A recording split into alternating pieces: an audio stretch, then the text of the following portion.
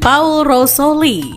Belum lama ini, seorang pria asal Amerika Serikat yang bernama Paul Rosoli sedang menjadi pusat perhatian karena memberanikan diri dimakan oleh ular anaconda sepanjang 6 meter dan tetap hidup. Menurut laporan, aksi berbahayanya ini dilakukan demi sebuah acara televisi Amerika Serikat.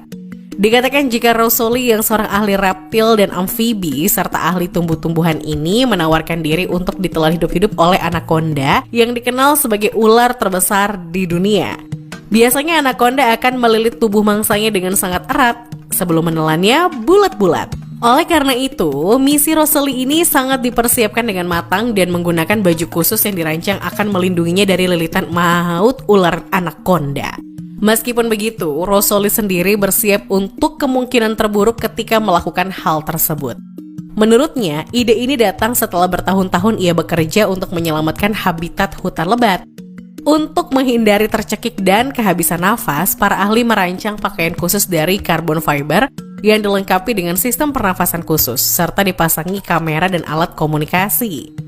Misi ini bukan dilakukan tanpa perjuangan, dan Rosoli sendiri bersama timnya berjuang terlebih dahulu untuk menemukan anaconda besar di tengah hutan Amazon di Peru selama kurang lebih 60 hari.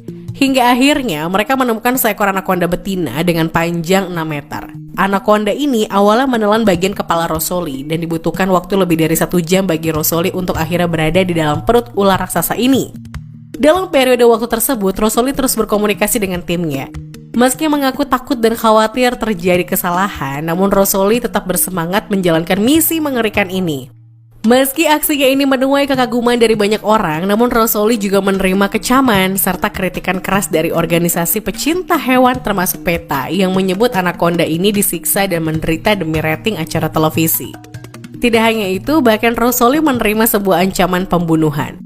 Menjawab kritikan tersebut, Rosoli menyatakan bahwa timnya sangat berhati-hati untuk tidak membahayakan ular anaconda betina ini. Selain itu, ia juga menegaskan kalau ular anaconda yang menelannya itu dalam keadaan baik setelah menelan dirinya. Dikatakan jika aksi yang dilakukan ini dimaksudkan untuk menggalang dana bagi kepedulian terhadap hutan Amazon serta penelitian bagi ular anaconda itu sendiri. Michael Packard. Belum lama ini, ada seorang pria bernama Michael Packard mengaku telah ditelan oleh seekor ikan paus bungkuk lalu dimuntahkan lagi dan selamat. Menurut pria tersebut, dirinya ditelan oleh ikan paus bungkuk besar di perairan laut Provincetown, Massachusetts, Amerika Serikat. Meski begitu, cerita dari pria yang berprofesi sebagai pencari lobster ini diragukan oleh dokter yang merawatnya. Menurut laporan, Michael Packard mengaku berada di kedalaman sekitar 13 meter untuk mencari lobster jenis crustacea. Namun tiba-tiba ia merasakan ada sosok makhluk besar yang mendekatinya. Setelah itu, pria ini mengaku telah berada di dalam mulut ikan paus yang mencoba menelannya bulat-bulat. Berada dalam posisi tersebut, pria ini mengaku bahwa ajalnya telah tiba. Menurutnya, ia berada dalam mulut ikan raksasa sekitar 30-40 detik dan hanya memikirkan istri dan anak-anaknya. Namun tidak lama kemudian, ikan paus itu naik ke permukaan laut dan menggelengkan kepala, lalu memuntahkan Michael Packard keluar dari mulutnya. Setelah kembali, pria malang ini mengaku ditarik oleh rekannya dan dilarikan ke rumah sakit. Meski begitu, seorang dokter yang tidak merawat Packard meragukan keterangannya. Dokter ini mengatakan dengan kondisi yang dialami Packard, seharusnya ia mengalami cedera yang lebih serius.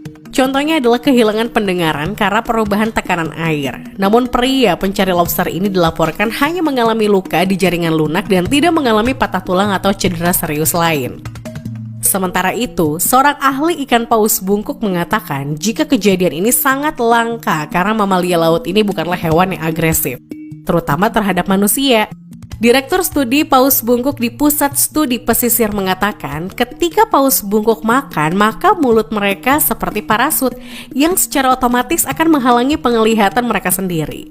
Namun, kasus paus bungkuk yang melukai penyelam sangat jarang dan hampir tidak pernah terjadi. Rainer Schiff. Beberapa waktu lalu, seorang pria bernama Rainer Schiff berhasil ditelan bulat-bulat oleh seekor paus ketika dia sedang melakukan pekerjaannya di tengah laut.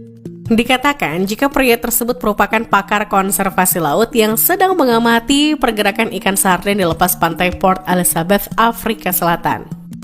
Peristiwa yang terjadi itu membuatnya secara tidak sengaja terseret ke dalam mulut seekor paus bites.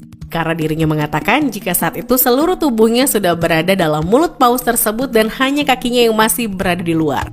Saat itu wanita bernama Silk yang merupakan istrinya dan seorang fotografer menyaksikan peristiwa mengerikan itu dari atas perahu mereka. Dalam kondisi tersebut, pria malang itu menjelaskan jika ia merasakan tekanan di sekitar pinggangnya dan saya langsung tahu apa yang sedang terjadi. Selain itu, ia juga menambahkan jika paus itu secara tidak sengaja menelannya bersama dengan santapannya, yaitu ikan sarden.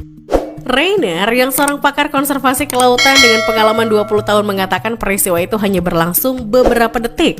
Sesaat kemudian, paus tersebut menyadari kesalahannya dan membuka mulutnya sehingga Rainer bisa keluar dari dalam mulut paus tersebut.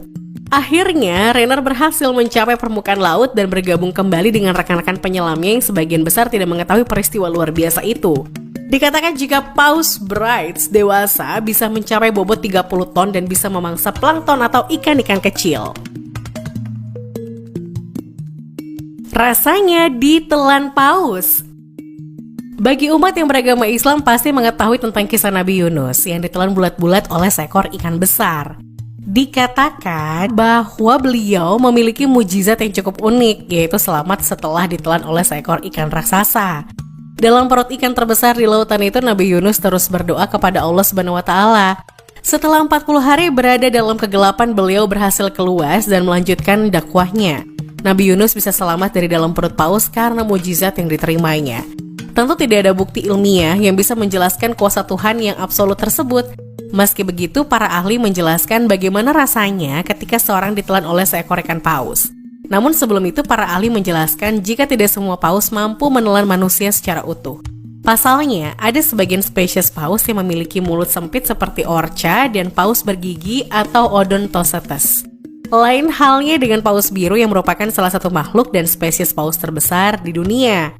Panjang tubuhnya 25 meter dan beratnya 150.000 kg. Para ahli mengatakan jika mulut paus biru bahkan bisa diisi oleh 400 hingga 500 manusia dewasa. Meski begitu, jenis paus ini memiliki kerongkongan yang sempit karena spesies tersebut hanya memangsa plankton dan hewan-hewan kecil.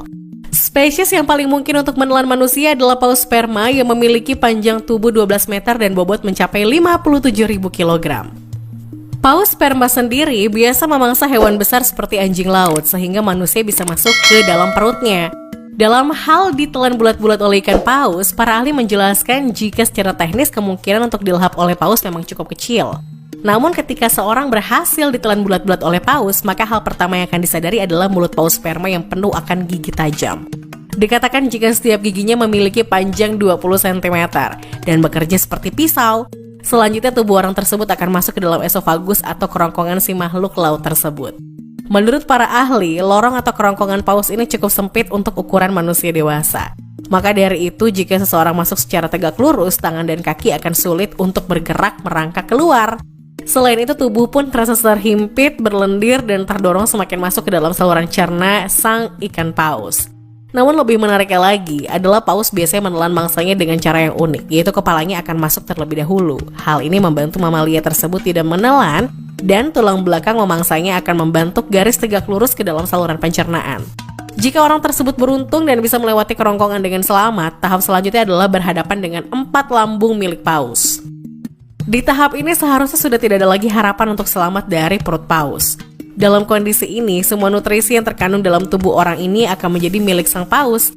Meski begitu, seekor ikan paus tidak bisa mencerna semua bagian tubuh mangsanya. Bagian lain seperti tulang, rambut, dan kuku yang tersisa akan dikeluarkan dalam bentuk kotoran. Selama ini banyak orang yang membayangkan bahwa manusia yang masuk ke perut paus bisa selamat ketika dikeluarkan sebagai muntahan. Namun ada beberapa hal yang membuat anggapan tersebut salah besar. Pertama, paus memang memiliki kemampuan untuk memuntahkan isi perutnya.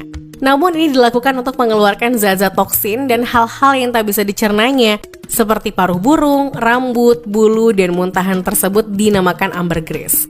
Kedua, ambergris sendiri sebenarnya tidak keluar melalui mulut, melalui dari anus sang paus. Namun yang membedakannya dengan kotoran adalah muntahan ini diselimuti oleh zat lilin. Berikutnya, paus tidak pernah memuntahkan mangsanya yang masuk ke dalam perutnya.